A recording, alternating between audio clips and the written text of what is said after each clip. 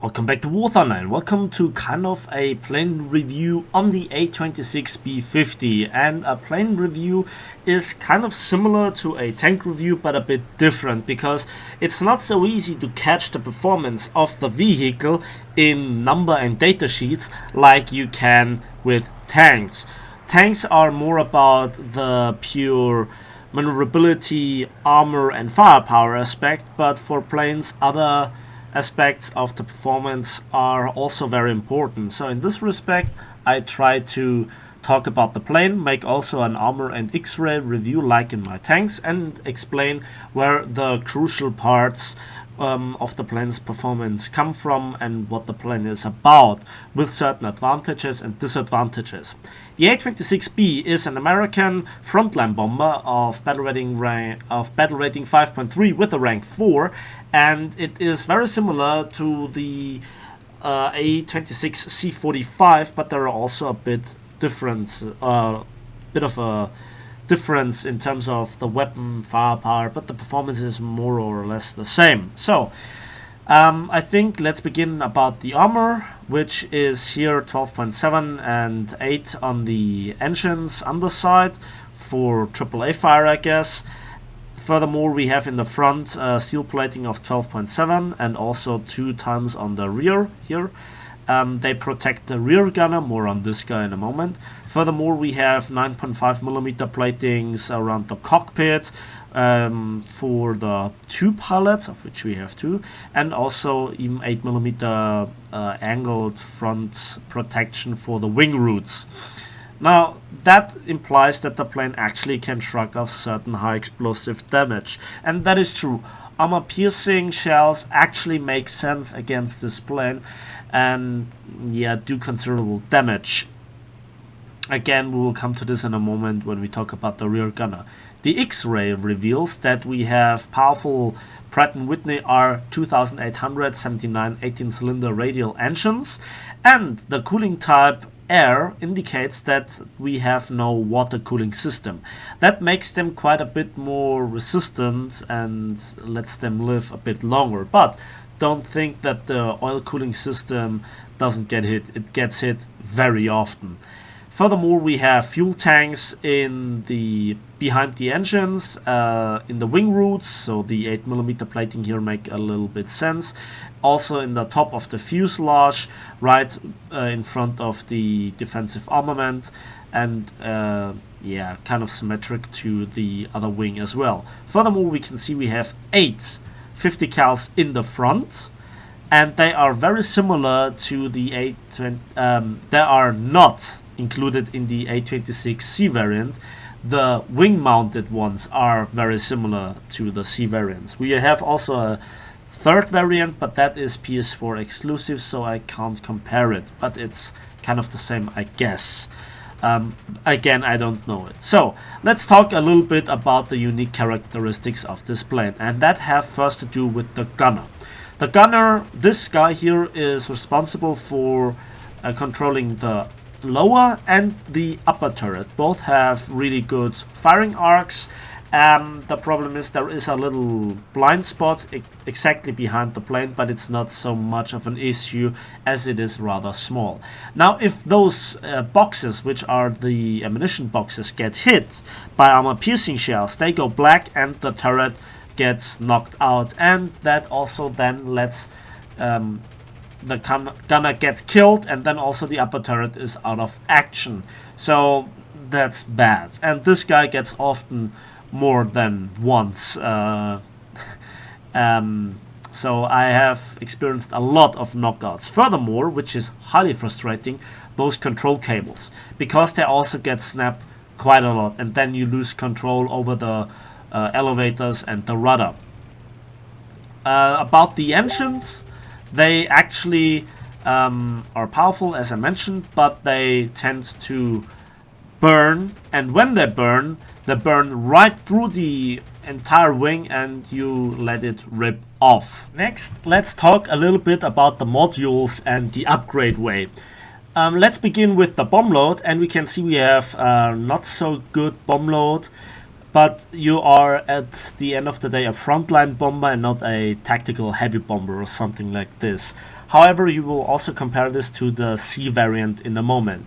So 16 100-pound bombs is awful, and that is your stock bomb load. 8 250-pound bombs are a bit better, but again not very good, and this is your first upgrade, the SBC 25 modules. Then your second upgrade is the 6 times 500-pound bombs. Those bombs are much better in taking out tanks or in bunkers and so on, but again they are not the best bomb load. The best bomb load is undeniably the 4 1000-pound bombs. You have 4 precise drops in ground forces if you choose to do so, and you know those are basically 500-pound bombs, and they are the bomb load where the real splash damage, the effective splash damage begins. And also those 4 1000-pound bombs, which is the third upgrade, the third module that you have to research in this line, then gives you also the opportunity to be capable of taking out a bombing point in one pass. Especially I want to mention here the U-boat bunker on Norway, which also gives you a lot of triple A's, but everybody knows that by now.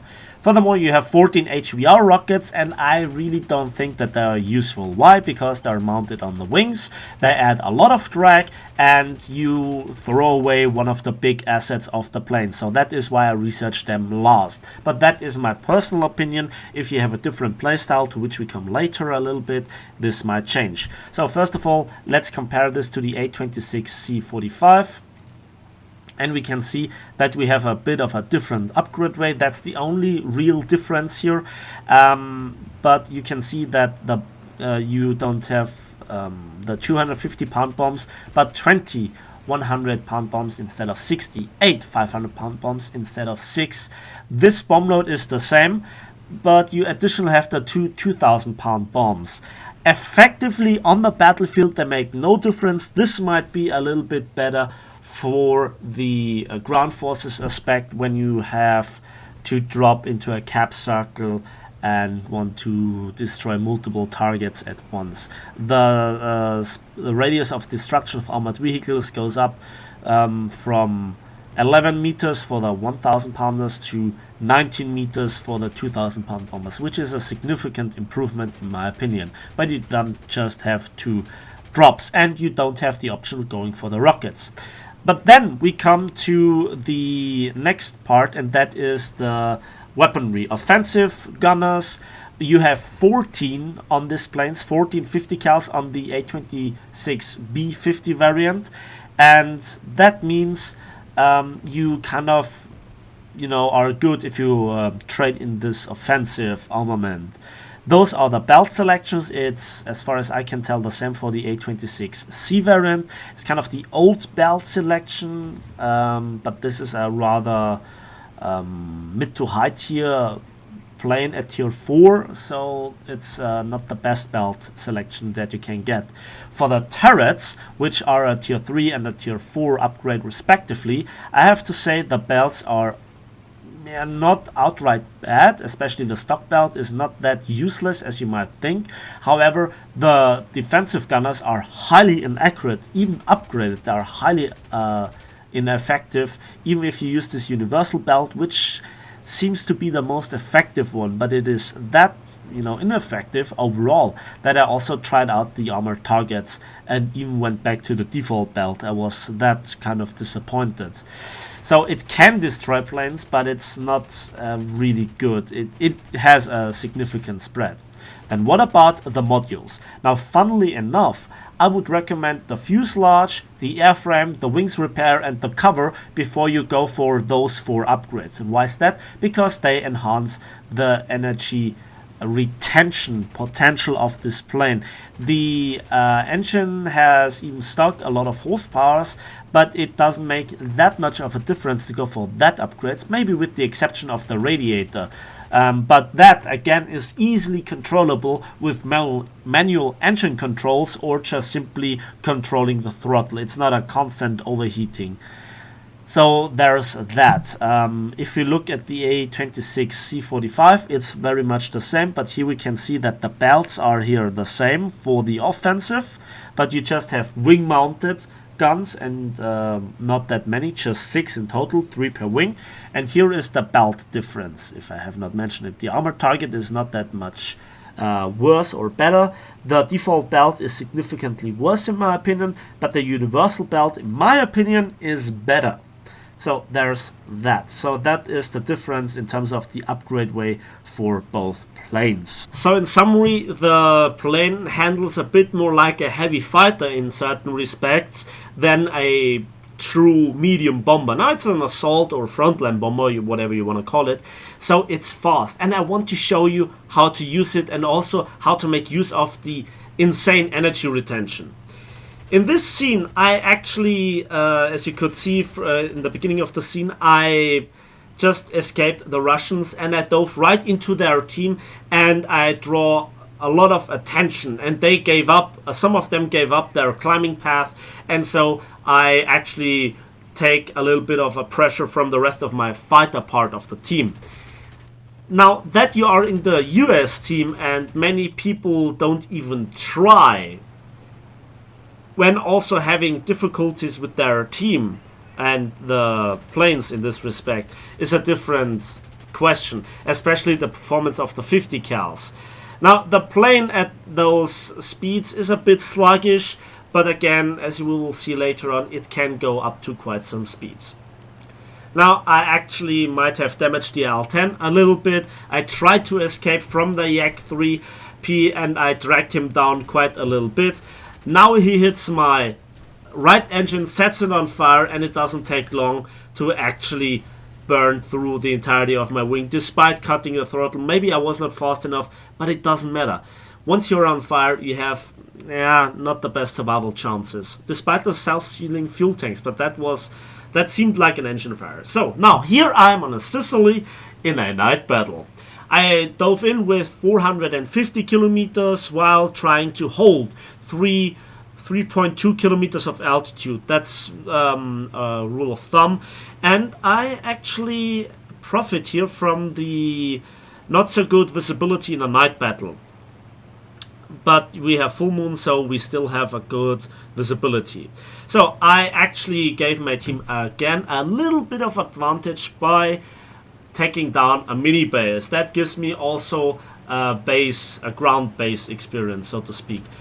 Now I actually feast on this AFK climbing Focke-Wulf and I take him down. Again, having 1 kill in the bag makes you immune to all criticism in this respect. But you will not always make a kill in every battle, let me tell you that. But now here comes the interesting part. I maneuvered a little bit and I lost a bit of energy at altitude. I think in this in this scene I am using manual engine controls. Now I put into the second supercharger gear, which is important. I think above 3 kilometers I usually go into the second supercharger gear. I'm not an expert when to apply which supercharger gear. It's different from nation to nation and from plane to plane. For example, German planes, they don't have access to the supercharger control, but that actually profits them. So there is a Focke-Wulf A going in. I know how extremely bad Focke-Wulfs handle if you make kind of adjustments to your course, and it's an A8, one of the least maneuverable Focke-Wulfs in that, so one of the least maneuverable fighters in the game, which also doesn't have the best speed, so it's not good. And I'm actually maneuvering with him. And as you can see, we are actually a little bit on par. He just had the initial speed advantage. I'm making a little bit of evasive maneuvers. And then you saw this big spark, or actually registering hit. That was a 30mm mine shell. And it just made my parts orange and the tail section black. But gladly, I received no module damage except for the gunner. The gunner is dead. Either it was a direct hit, or the splash went through, or the ammunition box was hit. He's out. I have no defense anymore. And I do not really realize it up until this point. Nah, good. I'm defenseless. The big thing is most gunners, most planes lose one gunner or one turret, so to speak, but have the rest remaining. I don't. And now I am actually maneuvering a little bit to cost a K4 all the speed, all the altitude. As you can see, I'm diving away. He's too close and he caught me at a slow speed, so that's the reason why I really can't escape from this guy. Against Germans you have the easiest time, believe it or not, despite them dedicated bomber killers. But as you can see, he is practically out of 30mm ammunition. I'm just slowing down because of the overspeed. You must not exceed 720, otherwise you will rip your speed. When you die, it always says like 718 kilometers an hour. Now he's spraying me with his 13mm machine guns, but they are German, so they don't do damage in the first place. You saw it for a split second there. I actually was so desperate in terms of trying out the defensive belts that I went for the armored targets. Had some success with them in other battles though. So at this point I actually escaped and I went back to base and I could repair. Next scene here is against the Russians, and I dove aggressively to the middle base, and I saw this I-185 diving on me, and he came at such an angle that I had no chance of escaping. And yeah, the Russians are also quite fast, so it's not sure if you can escape them. I turned into him, made him maneuver, and at close ranges sometimes the 50 cals work. I made a critical hit on him. He actually damages me, but not severe damage. And as you can see, I have a fuel leak, but I can handle that.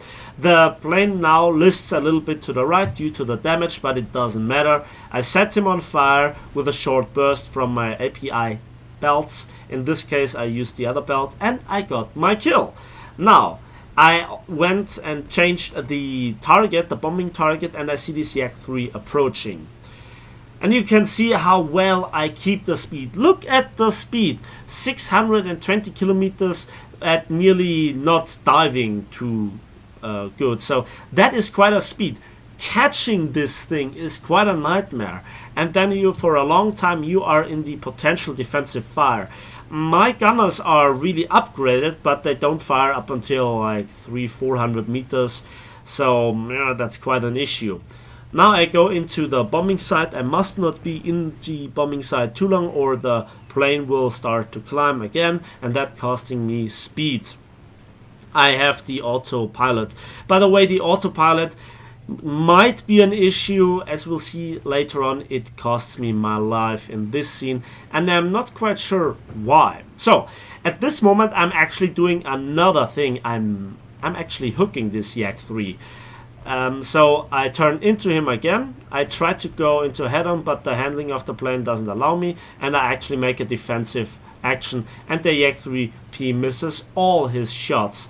And let's see how it works out. I still have my defensive gunner. He catches up a little bit, but you know, not really that great. And he's afraid of my defensive gunner, so he makes evasive actions, and that costing him a lot more speed than it's costing me. But again, I have to switch back to the manual control of the aircraft to dive down and to get a lot of speed, over 540 after a turn and after, you know, some maneuvering. At the end of the day I escaped him. I went back to base, but again another Yak 3P dove on me, and let's just watch this scene. I actually baited him so long by, you know, turning a little bit, so he thought he could keep the distance and catches up while I actually was turning, which you know, is a geometrical thing why he catched up, and then this P-51 could sneak up on him. Now the thing is, the precise piloting at the moment is now in the ton. I can't control the aircraft as precisely as I want. So yeah, this Yak 3 actually received now a few hits, but they were all sparks. And yeah, so he escapes from my firepower. And yeah, he now panics a little bit, makes some strange movements. So the P-51 actually damaged him. And now I registered a hit. And the P-51 actually now can more or less safely engage the Yak 3P, and he sets him on fire. That was also a little bit of teamwork. Just because you're out of bombs. Just because you're damaged a little bit doesn't mean you're out of the fight. But now the problem comes in. A premium Spitfire comes in. And yeah, it doesn't have the best firepower, but still enough. And that was the point that the autopilot just went wild and dipped me into the drink. Yeah, the next scene is very amusing. We are, you guessed it, on Norway, you guessed it, against the Germans. And what do you attack as a frontline bomber? The U-boat bunker, because you want all the goodies, don't you? You want to get the base and all the triple A's, because that is just the maximum value you can get out of your bomb, or the maximum benefit for that one bomb load. So I drop all 4 bombs. Good. And then I want to strafe the triple A's. I already have a oil leak on one of the engines, so I actually assume it's a one-way trip, and I get 13 triple A kills, 14, 15. Nice. And then I see the Heinkel 219 approaching. I turn into him, hold the position, and then pull elevator. German planes, bless them, they can't correct for shit. Yeah, and I turn into him, trying to shoot at him. Nearly have a good shot at him. The shells missed just a bit. Again, this is the horizontal and vertical maneuvering that you have to train with this plane, the overall handling. And now I'm diving away while he is still maneuvering. This is also a trick that I learned by in arcade. When you are in a maneuvering and he pulls up to gain the advantage in the dogfight, it opens an exit window for you that you have to use. And you think, yeah, he's catching up. Yeah, but you have defensive gunners and you can hit them. And sometimes people just panic and make evasive actions so hard that it costs them a lot of speed. Now there is a Focke-Wulf A behind me. But watch this. He's actually coming out of a dive and I'm pulling away in level flight. This is how shafted the Germans are with their energy retention and their flight models in comparison to this plane. And this is a frontline twin-engine bomber. Think about this. I'm feeling sorry for this Focke-Wulf. It doesn't matter if he is stock or upgraded, because I have nearly the same performance, stock and upgraded, in terms of energy retention. In certain situations it's actually too much energy retention. And talking about too much energy retention, landing is sometimes a challenge, to be honest. Now, as you can see, the Heinkel 219, despite being one of the better maneuvering German planes in terms of the heavy fighter department, it can't catch up. And also, yeah, it never had a chance. Now this Me-410 is actually coming in really, really hot. And yeah, I'm trying to get the best performance out of my plane. Now you can see that even the undamaged engine is overheating. The engine number 1 is red for a long time right now, thanks to the oil leak, but the engine itself is not really overheating. And now I'm actually going to mech, and the Me-410 is, yeah, it's coming closer, but not as fast as before. Again, this has to do with the fact that now he's exactly behind me, and before that he was a little bit to the right of me, so the geometrical catch-up part is now over and he tries to catch me. But I'm having none of this. Despite opening my engine cowlings a little bit for cooling the engine, now I went back to the automatic engine control, I guess, and you can see he realizes he can catch up, so he goes into a climb. And look at the radar. Isn't there a suspicious blue dot behind the 2 red dots? Yeah, it's a Typhoon. Again, you're preparing the kills for your team if they know what to do. So there is the potential of baiting. There is the potential of, making easy kills. And, the easiest kill is on an enemy fighter that doesn't see you coming, or tunnel visions. And the Typhoon had an easy snack with this Focke-Wulf. Again, this poor guy, he thought he had finally a kill, but he didn't. Now, what did the German planes do wrong? To be honest, nothing. They just couldn't catch me. Whatever they did, they just simply couldn't catch me. And even if they could catch me at, you know, that long ranges, it's pretty hard to lead the German MG151 because of the slow muzzle velocity, and yeah, then even the mine shells necessarily don't put you down at that range where they can't really aim for engine housings or the wings that properly like under 400 meters. Now you can see 1.5 tons dropped and 15 ground units, nearly 4,000 score points. That's quite a result. And at this point, that's actually the battle. So that was my kind of plane review on the A26B-50. At this point, there are just 2 enemies left. We put them down eventually. I played with the thought on landing on the carrier, but the game was over before I actually went there, and before that even we captured the A point. So I hope you enjoyed this kind of video format. If you do, let me know in the comment section. I might make a video series out of this for planes, but again, I will not flood you with numbers like I do with tanks, because in tanks it's just different. Again, I need your opinion and feedback in the comment section regarding this subject. So finally, that's it for me today, and I hope you enjoyed the video, and if so, please give it a like. It helps the channel out greatly. Subscribe if you want to see more, and we will see each other in the skies of War Thunder.